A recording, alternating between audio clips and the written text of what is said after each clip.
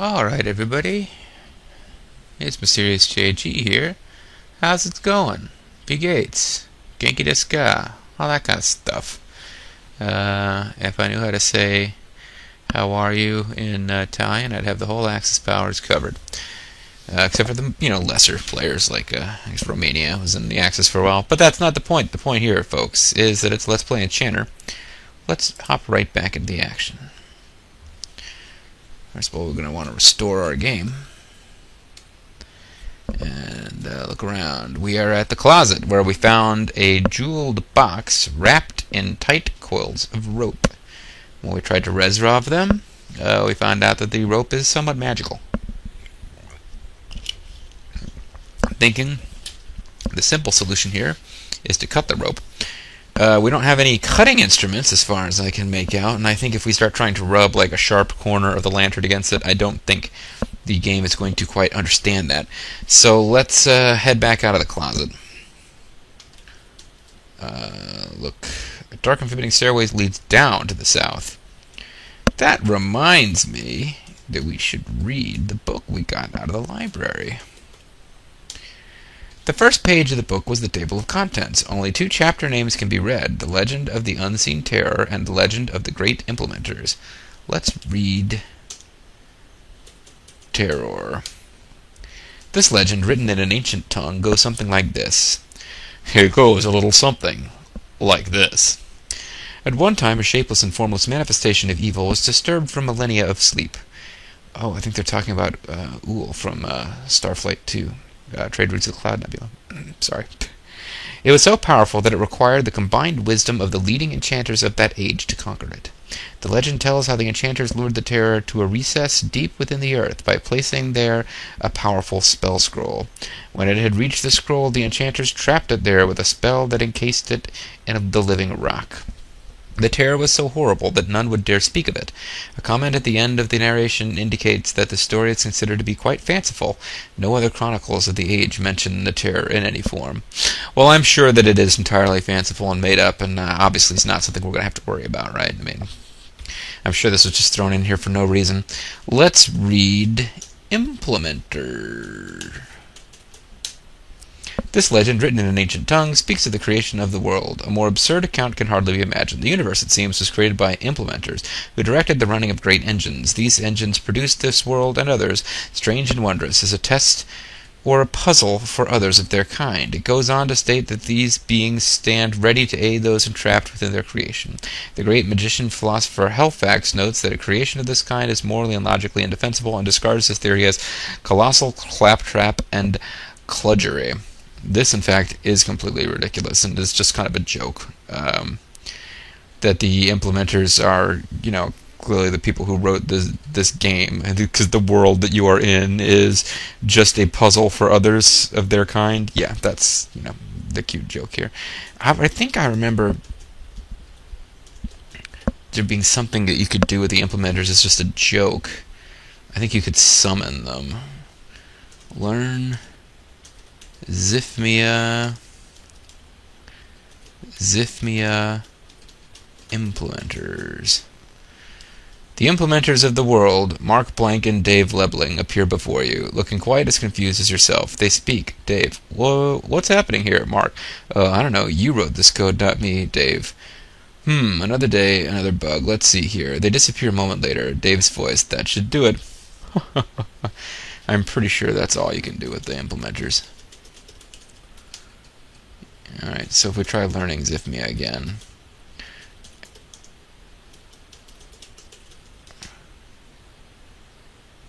Oh, I mean, if indeed that is a spell. Alright. I just tried to learn implementers. We need to Zifmia implementers. Well, they complete the spell, nothing seems to have happened, because they fixed the bug, and they will no longer appear in the game. Derp, derp, ha, ha. Dungeon. A dank and forgotten... Oh, we went down, folks. I keep forgetting. I'm supposed to be reading pretty much everything on account of the fact that this was kind of written with the idea that people could listen to it without actually reading it. Oh, and I got an email. Oh. It's not really an email of any import. It's a response to me sending a silly email, so I can't really blame the person who sent me an email back that was silly. Anyway, we go down into the dungeon. A dank and forgotten pit contains the dungeon. There is a cell to the north, and a partly blocked passage leads even deeper into the earth. It looks as if there was once a mortared stone wall blocking this passage, but it has crumbled and collapsed, reopening the tunnel. So we can go down or we can go north. Let's go north. The cell door is closed. Open door. The door is very rusty and reluctantly opens. Your mouth is getting dry. Drink water. The delicious spring water tasted great, and there's still some left. You are worn out. Jesus Christ. You're either hungry, thirsty, or tired in this game. They got rid of... I think maybe you still need to sleep in Sorcerer, but they got rid of hunger and thirst because, frankly, they're really irritating in this game. North. Cell. This is a damp and unhealthy dungeon cell with writing on the walls. I can see the writing on the wall. I don't think I need anything at all. The dusty door of the cell is open. Read walls. The wall is covered with graffiti and scratching marks times passage. You notice that the mortar holding a square block has chipped away, and the block is loose. That's a big thing in this game. Read the descriptions, look at anything that stands out, and go. Because if you just go into that room, there's nothing to pick up, and you leave, well, I'm sure that you've got to do something with this loose brick. So, get brick. Oh, block. Get block. You pull the block out of the crumbling wall, revealing a dark passageway leading east. There is a secret passage. There's a crudely carved secret passage. It appears to have been hollowed out by... perhaps generations of prisoners. A passage leads west. A short, crudely hewn passage leads up. Lying near the door is a silver spoon, discarded by the prisoners as too soft to dig with. It is only slightly worn. Lying on the ground and slightly damaged is a stained scroll. I believe the spoon is useless, but we'll do get all anyway. Worn silver spoon, your load is too heavy, especially in light of your exhaustion. Stained scroll, your load is too heavy, especially in light of your exhaustion. Fine, let's go back to the bedroom. I am feeling wrung out and tired. Read spellbook. I can safely protect a small object as though in a strong box. Learn blorb. Drop all. Blorb all? You can't use multiple. Okay, blorb. Bread. A glowing strongbox forms out of the air, carefully enclosing the loaf of bread, which disappears from view. The strongbox rests on the ground. Blorb. Jug. Learn blorb. You don't have your spell book. Oh, this game. Get all. Strongbox is apparently stuck to the ground or welded there, tied with magical ropes. It won't move. It won't let me pick up half of my stuff. Because this is funny. It won't let me pick up the egg because I'm now too tired to carry the ornamented egg. Just get in bed, go to sleep. Lying on the soft bed seems to put you to sleep. Lying on the soft bed puts you to sleep. Ah, sleep, it's been a long day indeed. The rest will do you good. Really, has it been that long a day? You make yourself comfortable on the bed and drift off, renewing your powers and refreshing your mind. Time passes as you snore blissfully. After a while, your sleep is disturbed by a strange dream. You are wandering in a darkened place, for you have no light or other possessions. You feel that you are being watched. You are surrounded by faces, their eyes following you. They drift in and out, staring at you with proud indifference. On one face, brightly lit, unlike the rest, draws you closer and closer. As you touch it, you wake. This is also a clue. This is one of the puzzles that I didn't figure out on my own as a kid, although in my defense, I was a pretty young kid when I first played this game. But this is the only clue you're going to get to how to find this object. You have no idea it's an object you even need. It's the kind of thing where when you do find it, you've been wandering around for the whole game, maybe waiting for a spell that does this, and suddenly you realize how do you get this one scroll, and I'll explain how to get it when we get there. But this is the big clue. You're wandering through a passageway full of faces. Sorry, you're wandering through a darkened place where you have no light, and there are faces, but one of them is lit. Get up. Get all. I got the egg, so that's cool. Means that, eat bread. Means that nothing disappeared. Still about half of the bread is left, which means that I'm starting to run out of time. I'm about halfway done with the 300 something moves in. We're about halfway done with our food supply. It has to last us the whole game. But I've been taking a lot of wasted turns looking at things that I didn't need to look at to win the game. Time limit is not really that forgiving overall. So let's go down, let's go east, let's go down, let's go north, let's go east. Now we can get... I'm going to leave the spoon there until somebody gives me a reason we need it. Is there anything else in our inventory we don't need? We don't need the dusty book anymore.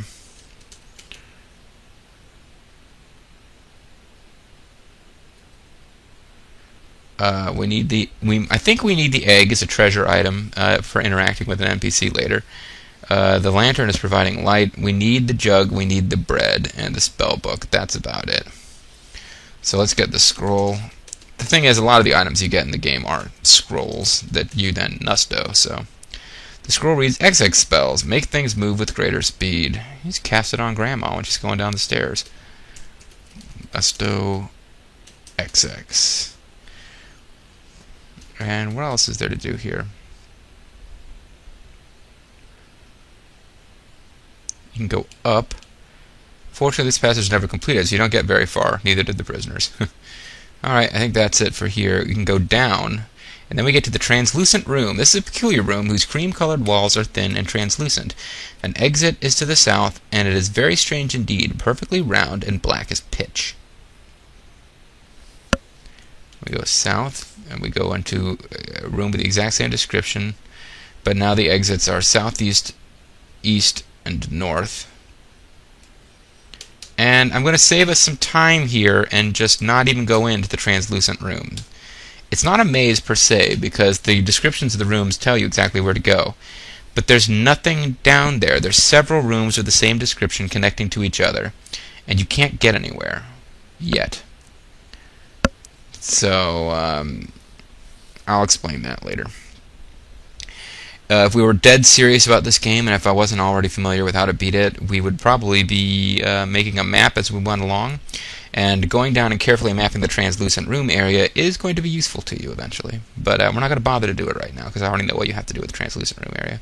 And basically, the reason you need to map it is because there's going to come a point in the game where you find something that should remind you of the map of the translucent room, and at that point you should recognize they're connected and, you know, take care of business.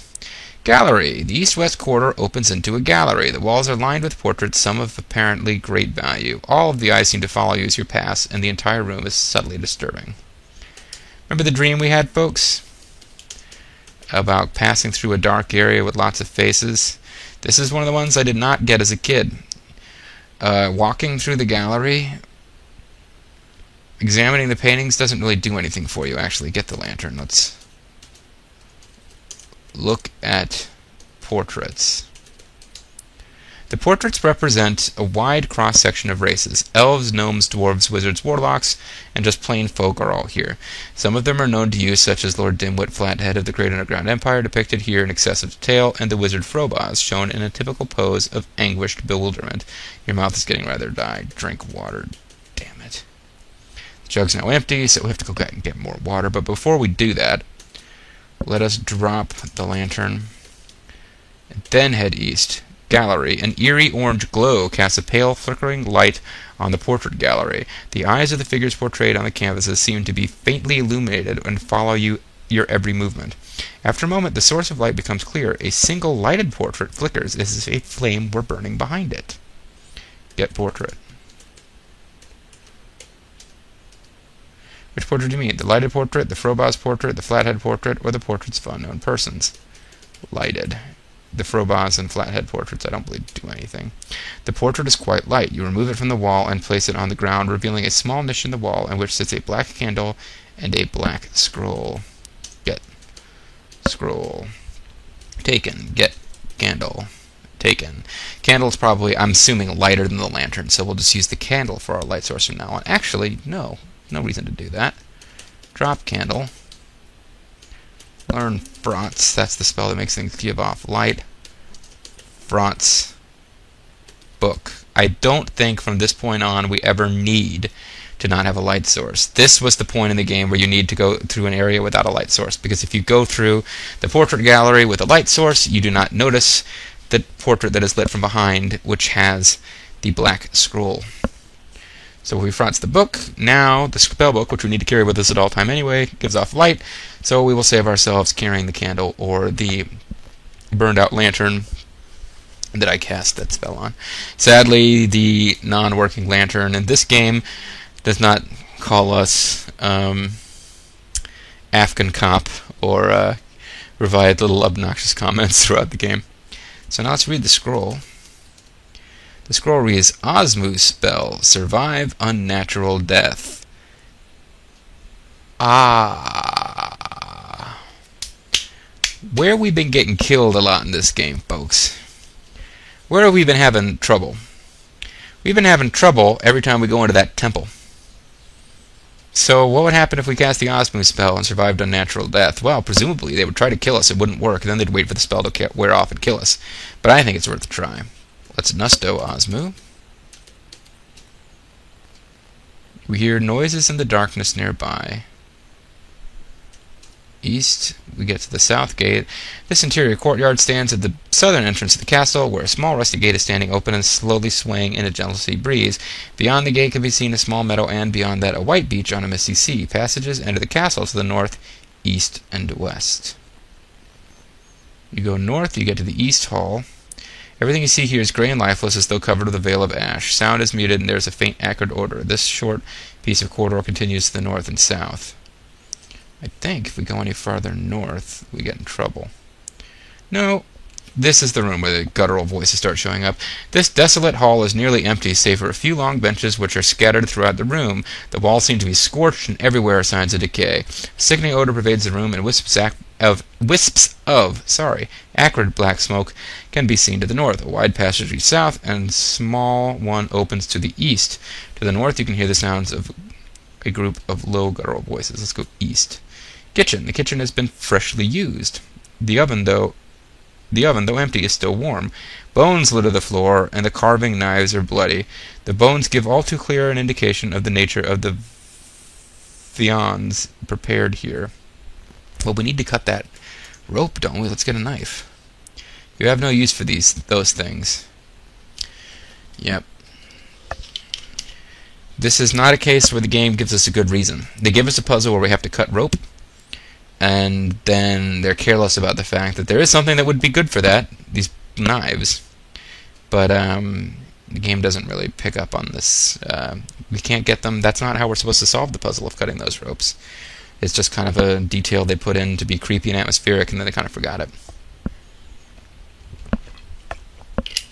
Well, it never hurts to try get all. Heap of garbage, that would be rather undignified. Oven, you must have had the silliness spell cast upon you. Various and sundry items, you have no use for these things. Various and sundry items, so you can't get the bones. Alright, let's go back to the banquet hall. Despite the description with scorches and black smoke, there's nothing in this room to interact with as far as I can remember. Benches, you realize there's no point in that, yeah, so you can't really do anything with that. Let's head back to bats flutter by, red eyes glowing.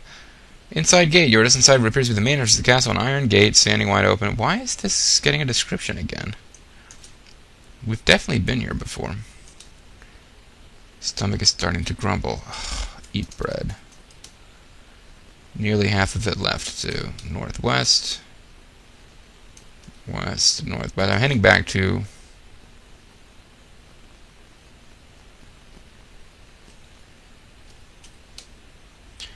where we get water. Drink water while we're here. Fill jug. I have a feeling that I'm going to have to, at some point, end the video, then off-screen my way back to where we are now. It sounds ridiculous, but I might have to off-screen, even though this is just Enchanter, a text game, because it's starting to sound like we're going to run out of bread before the game's over. Oh, and this is another indication time is passing. We keep getting this message about sound being muted and an acrid odor. I think this is like new to the description. It shows that whatever evil magic is going on, it's getting worse. Well, let's blue bottles buzz up to you and then away. Let's drop all. Let's get the spell book. Let's save the game. Let's read the book. Let's learn the Osmu spell, which allows us to survive an unnatural death. It's Osmu Self. A huge puff of orange smoke envelops you, but you feel no different. Let's learn Blorb. Let's drop our book. Let's blorb the book. It says we're beginning to tire, but I don't care about that right now. So the spell book is protected. It is pitch black and there's evil in the darkness. West Hall. Inside gate. Courtyard. Everything you see is gray and lifeless, as though covered with a veil of ash. Sound is muted and there is a faint acrid odor. This is the westernmost point in the large open courtyard. The huge entrance gate to the castle looms... Hold on a second. Ominously to the west, the courtyard widens as it proceeds to the east, where a large ivy-colored temple stands. On either side of the temple are small towers. Far beyond the temple, high above, are two large towers. We have read this before, but what we're talking about here is heading for the super evil blood-red fog. Wow. Between them is a dark chart. Everything. It sends dark streams of smoke curling around everything near it. From the temple we heard a mournful chant. Everything is getting worse and worse and worse. Temple, everything you see is gray and lifeless, as though blah blah blah. This is the interior of a huge temple of primitive construction. A few flickering torches cast a sallow illumination over the altar, which, top row of stairs, is still drenched with the blood of human sacrifice. Behind the altar is an enormous statue of a demon, which seems to reach towards you with dripping fangs and razor-sharp talons. Two open doorways lead out of the temple to the east and west, while two wooden doors stand to the north and south, which doesn't matter to you, really, because you're going to get attacked immediately. A mass of hunched figures in the temple are chanting a haunting tune. They don't seem interested in your presence. Yeah, and you can't do anything with cleashing them to turn them into newts or making them your friends or whatever, because you don't get a turn to do something. It just kicks straight into this text you've been captured. A low noise begins behind you, and you turn to see hundreds of hunched and hairy shapes. A guttural chant issues from their throats. Near you stands a figure clad in a robe of deepest black, brandishing a vicious dagger. The chant grows louder as the robed figure approaches the altar. As the shapes grab you, the figure in black speaks, "Take the victim to the tower. I shall prepare for the sacrifice." The figures, whose form you can barely guess, take you from here through the northern door and into a prison cell. They close the door with a crash. You're at the cell. All you can do here is wait, and we die.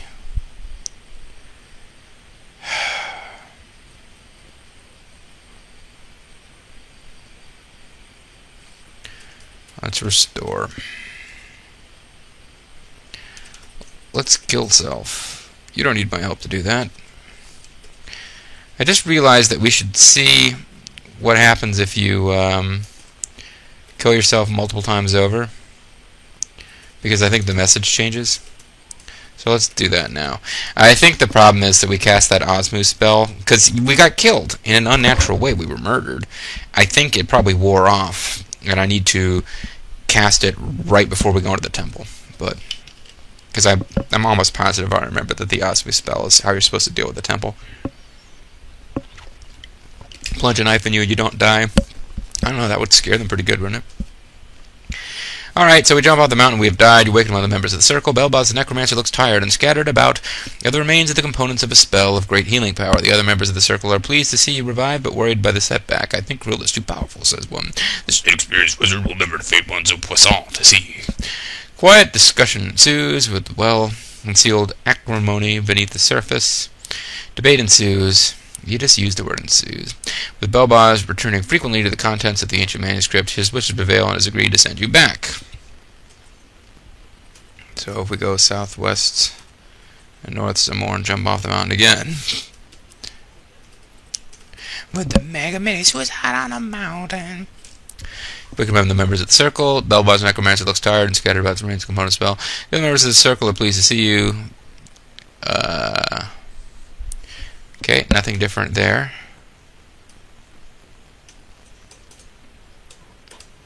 Let's jump off the mountain again.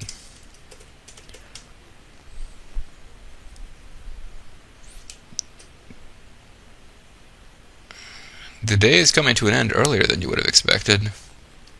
You are worn out.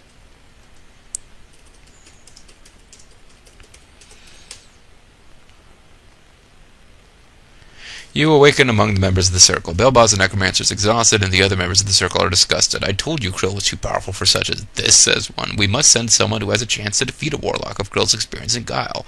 Acrimonious discussion begins, as you are waved away to join the apprentices at the scullery.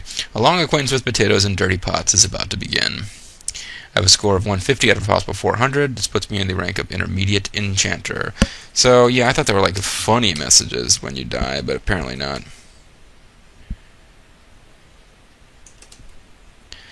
Okay, so we got the book. We probably want to learn Osmu right outside.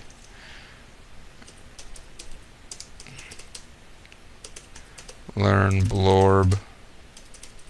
Drop book. Blorb book. Now we're in the temple. We'll go through all that stuff with them being all murderous and stuff. We wait in the cell.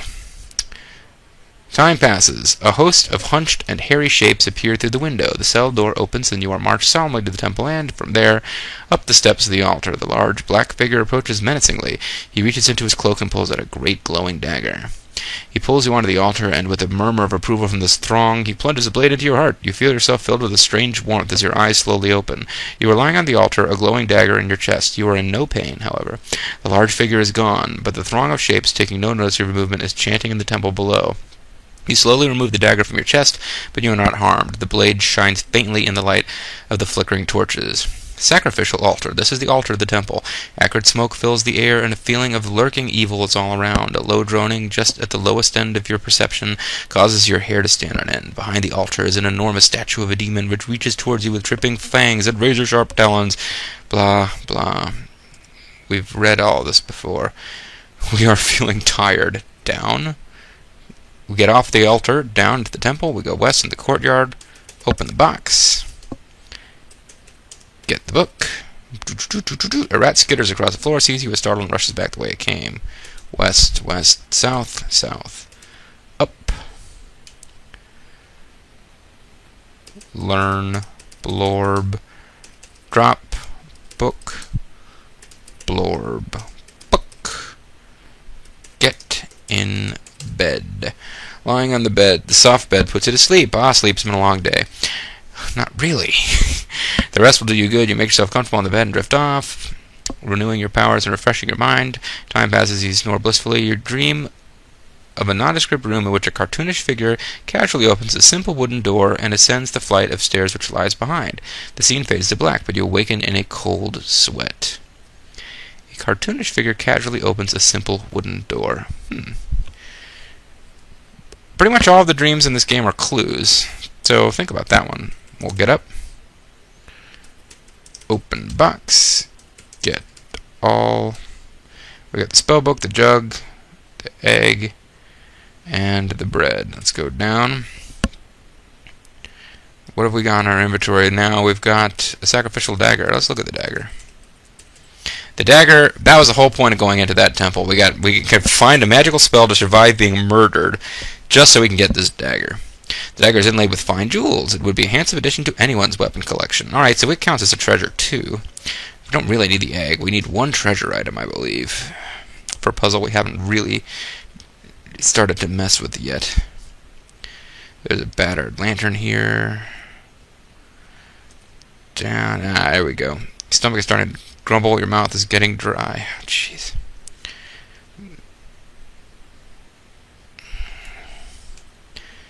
I'm wandering around back and forth trying to find the closet again.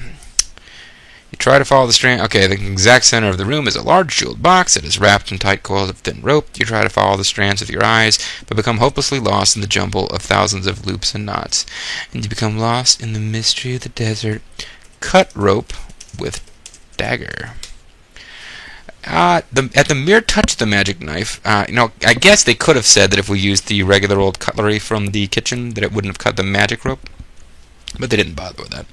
At the mere touch of the magic knife, the rope gives way. Before your eyes, the strands, now moving this way, now moving that way, untangle themselves into a single strand, which falls to the floor alongside the box, where it dissolves into the air without a sound. So I thought we were going to have magic rope as an item. That might have been nice. Open box.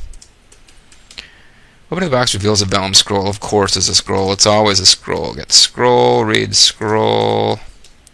The scroll reads, Melbor spell, protect the magic user from harm by evil beings. Nusto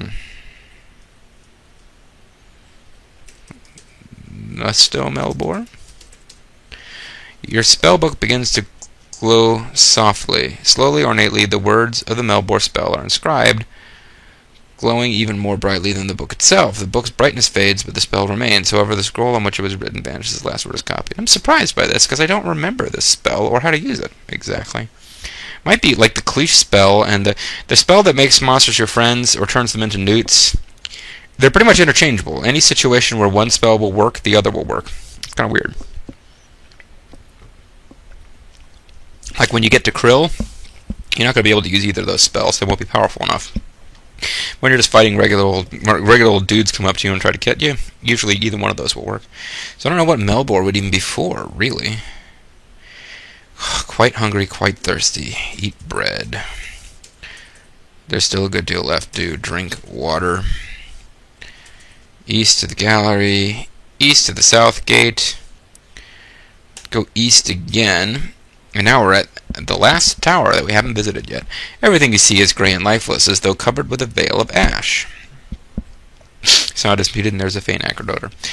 This is the base of the southeast tower of the castle. From atop a winding staircase comes a loud crashing and screeching noise. To the west is a corridor and the southern gate of the castle. So let's go up. Engine room. The room is filled with noise, crashing and smashing, gurgling of water, grinding of gears, and horrible screeching of metal. Huge devices of obscure purpose provide these effects. The most notable is a huge hammer that smashes continually against the stone floor. It makes any crossing of the room a dangerous enterprise. It's been a long road, getting from there to here. Dangerous enterprise. The whole construction brings to mind the words infernal machine. Far off to the southeast is another room. You can barely make out something on the floor of that room. It might be a scroll, but from here you can't tell for sure. Let's save the game. A huge hammer that smashes continually against the stone floor makes any crossing of the room dangerous. But there is another room to the southeast. Let's go southeast. You make it across the room, but just barely. As you duck through the door, a huge hammer crashes down behind, missing by an inch. Something you stepped on along the way clicked as well, and with a horrible screeching noise, the machinery speeds up, crashing faster and faster until it's twice as fast as before. Control room. Everything you see is gray and lifeless. Yeah. This is the control room for all the machinery nearby. The controls are all magical, of course. The walls are covered by blinking lights and shifting displays, interspersed with arcane dials and glowing buttons. It's all very mysterious looking. The exit to the northwest leads into a room with machinery which would surely crush you if you were to attempt to enter it. A scroll of old, brittle parchment is here. Crash! A huge hammer smashes against the stone floor outside. Get scroll. Take and read scroll.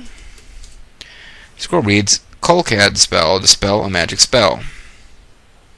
The spell seems very long and extremely complicated, and the hammer crashes outside. Nusto Kolkad? Your spellbook begins to glow softly. In a spectacular effort of magic, the powers of the Nusto spell attempt to copy the Kolkad spell into your book, but the spell is too long, too complicated, and too powerful. The glow fades, but fortunately the brittle scroll remains intact. A dull aching fills your head, and your mind is again probed more deeply than when you entered the castle. Because we just got a very powerful spell. So, we can't Nusto this. It's a one-time use spell. But, it has apparently caught Krill's attention. I think if we go northwest to get out of here, we're going to die. Yep, you run across a room trying to dodge crashing machinery, and you are succeeding for a while until you set off a trap. A volley of sharp spears, powered by cunning machinery, comes at you from all directions. You are skewered. A huge hammer crashes down for the coup de grace. And you get woken up by the dudes. And you've got all of your stuff back, but not the scroll.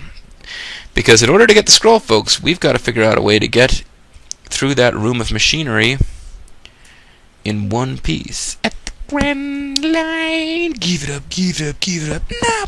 Seriously, though, we've got to figure out how to get into that room and get out without getting killed. I think that's what we've got to do. Interesting. So we're going to restore our game, and we're going to come back next time. This is Mysterious JG. I want to thank you guys very much for watching, and I'll see you then. Bye-bye.